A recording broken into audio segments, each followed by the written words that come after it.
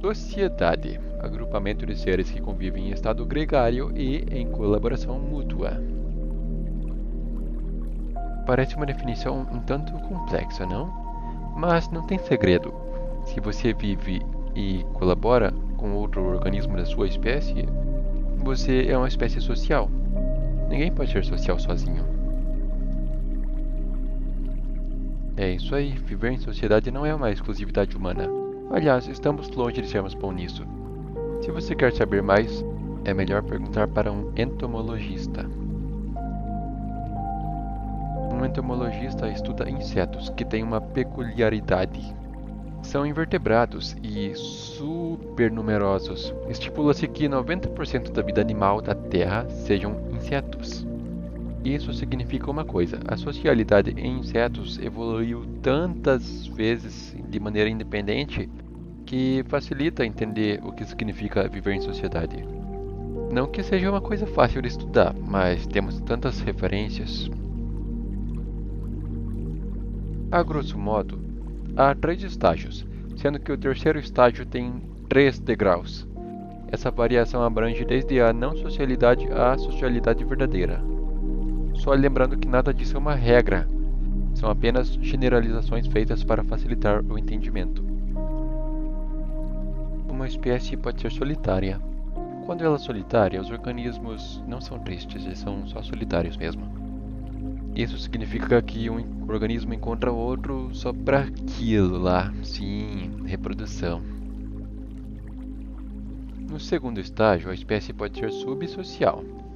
Mas o que é isso? Não é nem solitária, mas não é social. É uma coisa meio estranha, sabe? Tem um cuidado maternal prolongado, mas ninguém se ajuda, não tem cooperação nenhuma, não tem divisão de trabalho. É isso aí. É no terceiro estágio que a coisa começa a ficar interessante.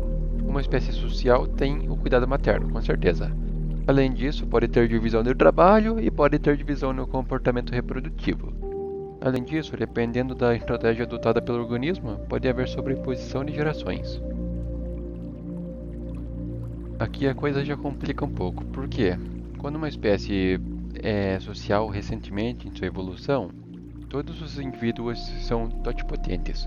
Ou seja, ninguém é limitado, todo mundo tem a mesma capacidade de forrageio, todo mundo tem capacidade reprodutiva, não tem nenhuma limitação física nem psicológica. Qualquer divisão existente é puramente arbitrária. É bem possível que a espécie humana esteja nesta etapa. O segundo degrau é composto de organismos primariamente sociais. Por exemplo, o ninho é fundado por uma fêmea, que dá à luz a filhas que compõem uma colônia com 2 castas. Uma parte da casta é formada pelos reprodutores e a outra é só de subordinados que ajudam no forrageio. Nesse caso, todo mundo tem a capacidade reprodutiva e também é possível passar de uma casta para outra. Esse tipo de divisão de casta não ocorre só em insetos, também é bem comum em diversos mamíferos. O último degrau é o eu social, o limiar conhecido da complexidade de uma sociedade. Há uma grande distinção morfológica da rainha e da classe trabalhadora. A classe trabalhadora perde a capacidade de reprodução. Normalmente essa categoria se manifesta na forma de colônia. Com o conceito de escada evolutiva fica mais fácil de entender a socialidade. Mas, afinal, temos evidências de como elas se manifestam nos genes e na expressão gênica? Um artigo de 2006 mostra evidências da estrutura dinâmica no surgimento da socialidade.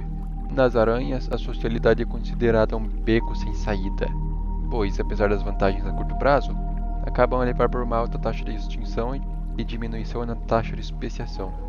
Das 40 mil espécies conhecidas, 23 são sociais e estão distribuídas ao longo de 11 gêneros.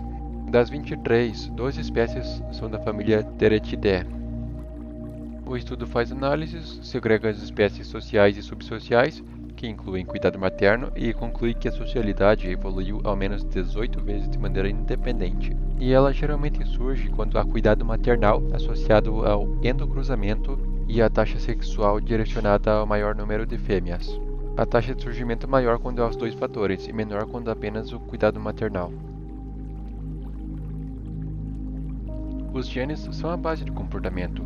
Sua presença é que deixa o ambiente ter um plano de fundo para agir. O artigo de revisão Coevolution of Genome Architecture and Social Behavior observou que a maioria dos artigos trazem uma visão unidirecional, onde estudam o gene que causa certo comportamento. Mas a natureza não é unidirecional, é bidirecional. A socialidade com certeza afeta a estrutura genômica. O artigo nos traz hipóteses vigentes sobre mecanismos moleculares que podem explicar o surgimento da socialidade. Ploidia. Ploidia é o número de vezes que o genoma se duplica.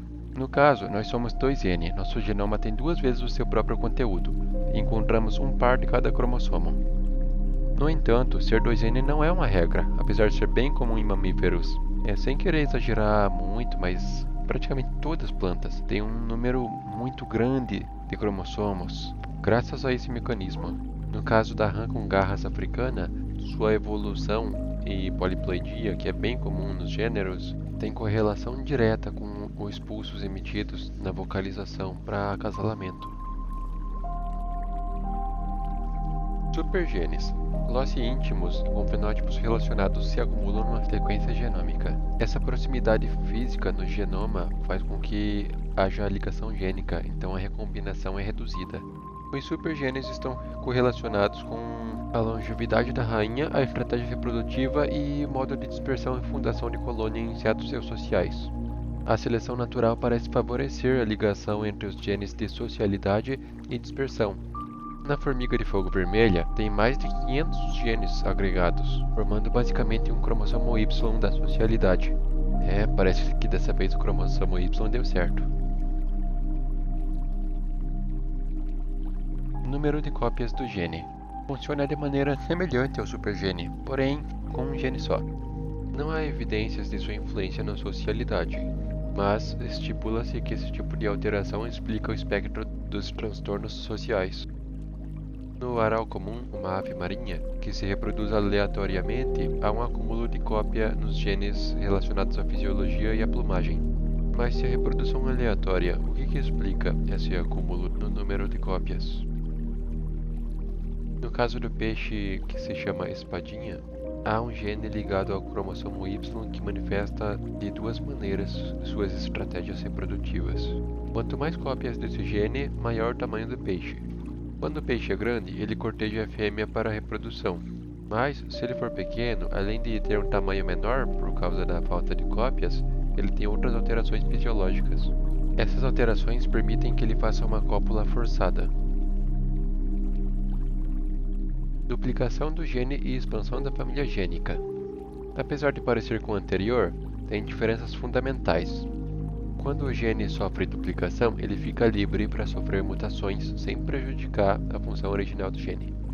Essas mudanças normalmente incluem mudança de função, mau funcionamento, compensação de dose ou pseudogenização. A expansão da família gênica ocorre após esses genes duplicados sofrerem mutações, levando à diversidade de genes semelhantes e, quem sabe, futuramente, um supergene.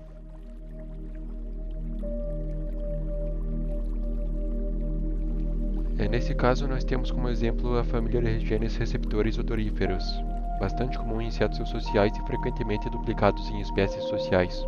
A duplicação e a diversificação desses genes permite uma enorme especificidade no odor. E nas formigas, por exemplo, existem pelo menos 400 genes que podem ser correlacionados à odorização. As possibilidades são muitas e os mecanismos são complexos. Muitas coisas podem ser observadas de uma maneira ou de outra, mas não significa que elas possam ser testadas em laboratório. A genômica comparativa é curiosa, instigante e uma união dos estudos da genética e fisiologia talvez explique o porquê de muitas tendências e convergências evolutivas. A evolução ocorre em passos graduais, curtos, quase imperceptíveis, o que dificulta nos desvendamentos dos seus mistérios. Mas conhecemos seus mecanismos e temos o necessário para desvendar os detalhes. Um intelecto altamente abstrato.